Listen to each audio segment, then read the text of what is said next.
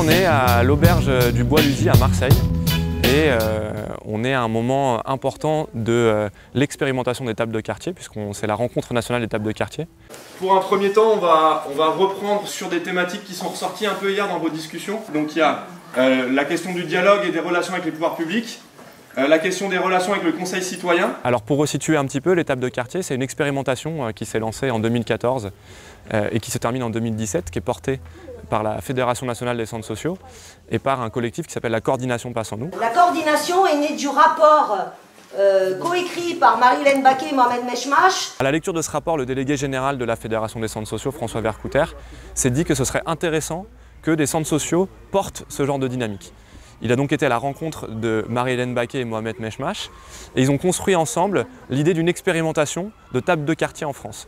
Il nous a semblé que cette idée de table de quartier et faire que les centres sociaux puissent promouvoir, inventer, animer, créer des tables de quartier, ça renforçait bien cette mission des centres sociaux qu'on voit d'habitude plutôt comme des structures où il y a des activités, des services, on vient s'inscrire, on paye sa participation au cours de gym et on s'en va. Non, un centre social, c'est un activateur de citoyenneté sur son territoire et il nous semblait qu'il y avait derrière cette proposition du rapport une autre solution possible pour promouvoir cette vision qu'on a du centre social. J'ai coécrit avec Mohamed Meshmash un rapport sur la participation dans la politique de la ville que nous avons rendu au ministre François Lamy en juillet 2013. Et une des propositions de ce rapport était la création de tables de quartier, c'est-à-dire des espaces autonomes réunissant des habitants et des associations, capables à la fois d'interpeller les pouvoirs publics et aussi de faire des propositions dans les quartiers populaires. Le cœur du rapport, ça a été vraiment la question de la démocratie dans les quartiers populaires, mais la question de la démocratie d'une manière générale. Et la proposition des tables de quartier, on n'a pas inventé ce concept. C'est un concept qui existe depuis 40 ans au Canada, par exemple.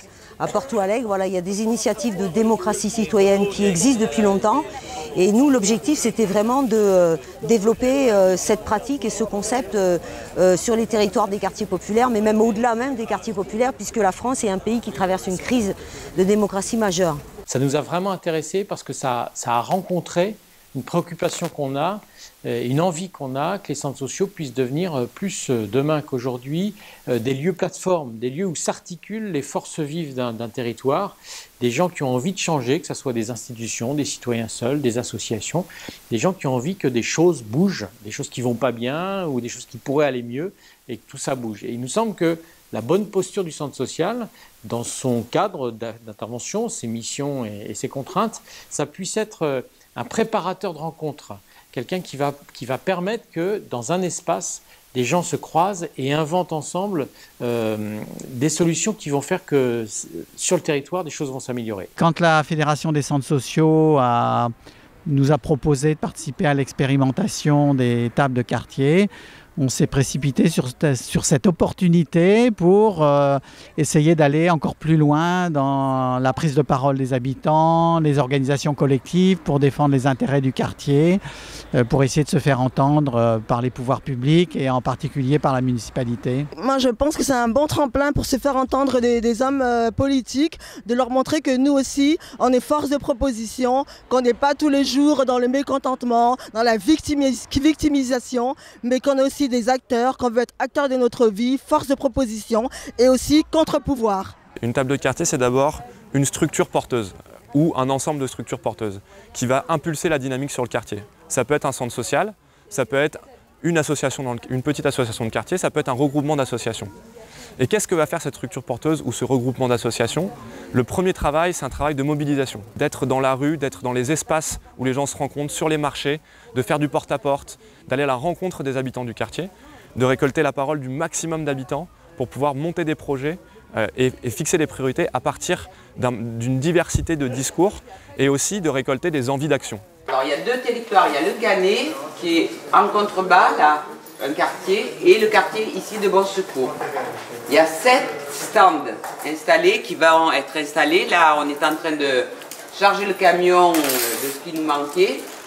Et on va mettre une table, des flyers, des affiches, des pétitions. Vous aurez aussi des feuilles où vous pouvez demander aux gens, s'ils le souhaitent, d'inscrire leur nom, leur contact pour qu'on les invite à la prochaine table de quartier. Fondamentalement, le travail d'une table de quartier là-dessus et son objectif au final, c'est d'améliorer les conditions de vie du quartier et de permettre aux habitants de développer leur pouvoir d'agir. De cette manière, les tables de quartier permettent de développer de nouvelles formes de citoyenneté plus actives. On propose aux gens de venir discuter au rythme à peu près d'une fois par mois, de discuter des problèmes qu'il y a sur le territoire, des envies des gens sur le territoire, qu'est-ce qu'ils veulent voir évoluer, modifier, etc. Et à partir de ces discussions, on essaie de voir qu'est-ce qui fait sens pour tout le monde et on met en place une action. C'est un lieu d'expression que les habitants peuvent facilement s'approprier parce qu'il y a des résultats immédiats. Et on se dit, ah ben voilà, chouette, notre quartier, eh bien c'est notre quartier, on peut avancer. Il y a des petites choses, des petites victoires qu'on peut obtenir de nous-mêmes. Et après, quand on est fort de ces petites victoires, on va aller maintenant vers les grandes victoires. Maintenant, approcher les politiques, mais là on aura déjà un bagage à leur présenter. Avec tout le collectif et toutes les personnes qui viennent au centre social et qui connaissent peut-être pas les tables de quartier, on essaie de les inviter, de les mobiliser pour faire avancer les choses parce qu'il y a énormément de choses à faire pour améliorer les quartiers nord de Marseille. Malheureusement, hein, c'est des quartiers délaissés et la population en a vraiment ras-le-bol. Les quartiers populaires, les quartiers HLM, les gens sont méprisés. Nous, dans les centres sociaux, il faut amener les gens à prendre leurs responsabilités.